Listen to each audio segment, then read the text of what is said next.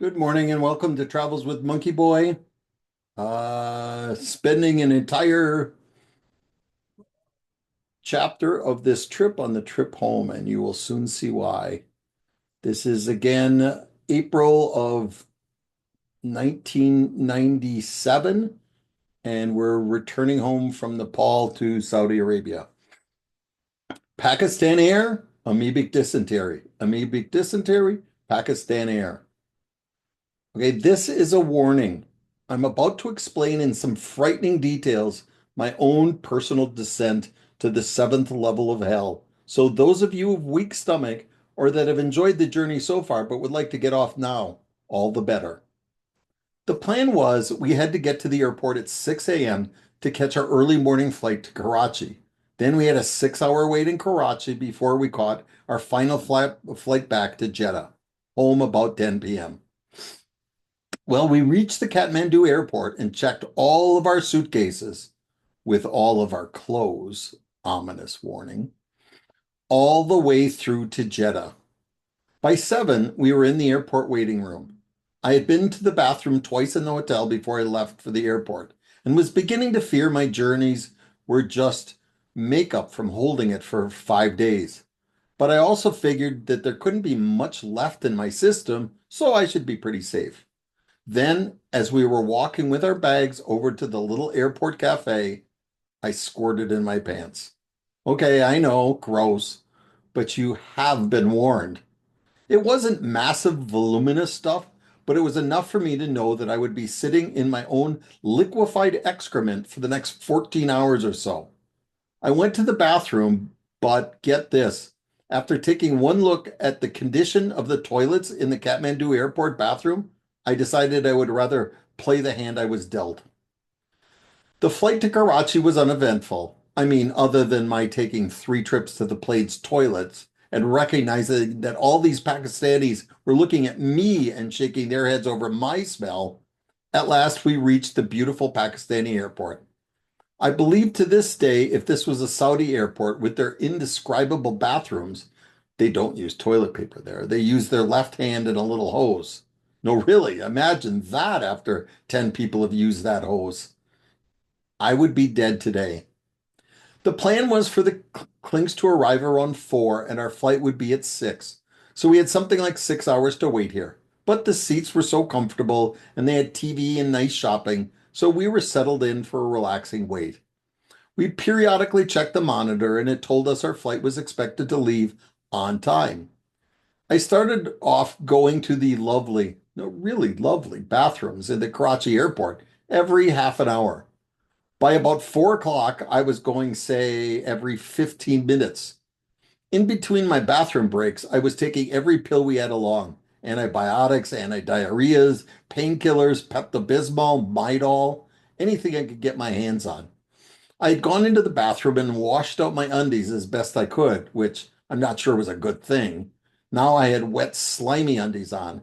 Half my bottom was puckered from the exertion, and the other half was in a rash from sitting in it. But then, 15 minutes later, I'd feel the stabbing pain and race again to the bathroom. We went at 4 o'clock to meet the Klinks plane, and our kids were quite excited to see their kids again. But their flight was delayed for about an hour. We were a little concerned about their making our connecting flight because it showed it was still leaving on time.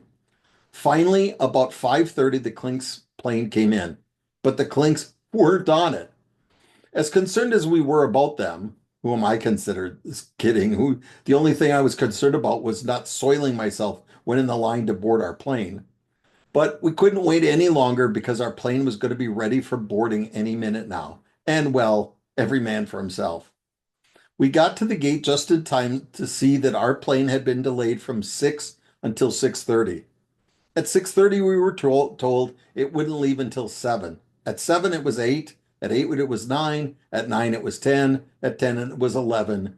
Finally, at nearly midnight, and my having gone to the bathroom roughly 47 times in the Karachi airport, I knew all the attendants by name.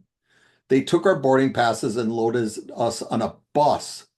Then the bus started driving and driving and driving right out of the airport and onto the city streets. I started screaming, no, no, they're taking us to the hotel from the flight in. But I was wrong. They took us to some other darkened runway a few miles away where the oldest Boeing 747 I've ever seen was parked. Okay, maybe it wasn't old. Maybe Air Pakistan buys planes after they crash or something. But this was a rough looking plane. Inside, and I'm not making this up, there was duct tape holding together part of the emergency door. This is not the sort of thing that gives you a warm feeling of trust. Jilreen and the kids and I had seats 46A, B, C, and D. So, okay, maybe I'm making a wild leap of faith here, but we thought these seats would be together. Ah, 46A and B were next to each other. 46C was behind 46A, and 46D was behind 46B. People, have you ever heard of 47? This wouldn't have been a big problem except the guy holding 46E was the biggest, scariest, hardest Pakistani laborer I had ever seen, and he sat next to Jilreen. I would have been glad to help, but hey, I had problems of my own. So Jilreen called the stewardess and told her that she was Muslim and she could not sit next to a man that was not her husband. With a bunch of harumphing, they agreed to move the man after takeoff. There was maybe 50 people in this 200-seat plane. By 1 a.m., we were airborne, marking the 18th hour in a row now I had been sitting in my own diarrhea. On the plane, as the others slept and I made my bathroom's journeys, I couldn't help but notice the cracks in the fuselage of the plane. But you know, the old girl made it. God bless Boeing. And in the end, my condition lasted in Jeddah for the next few days until I dragged my sorry ass, literally and figuratively, to the doctor. I was diagnosed with amoebic dysentery. An amoeba is an organism, one step up the evolutionary chain from a bacterium, closer to a worm than a stomach ache. Anyway, all my antibiotics just made him laugh. To kill an amoeba, you have to take a drug that's primary active ingredient is arsenic. Yes, the poison arsenic. Really. It's weird because it kind of kills your taste buds while you're taking it. Everything, water, Coke, food, has kind of a metallic taste to it, but it works. So after about a week, I was back to normal. And Nepal, I can't imagine anyone living through the Nepal experience not being enchanted by the place. It is endowed with every imaginable form of exotica: mountains, valleys, jungles, wild animals, raging rivers, waterfalls, ancient temples, interesting people. If we could just get Disney to buy it and clean up the water and food and put all the guides in perky uniforms, it might be perfect. Then again, maybe what's special about Nepal is that it's not Disney. It's enlightening to see people in real poverty. It's edifying to be faced with so much danger in your drinking water, to be in the proximity of animals that can eat you, to pass by bones on the mountain and not be sure they aren't humans. And like all things that are hard, I think it is character building. I'm proud of my little family for having made it through, and now I'm planning our next trip. I hear Burma's nice. Okay, guys, that's it. That's it for the adventure. I think Scotland's coming next. So, anyway, thanks for tagging along.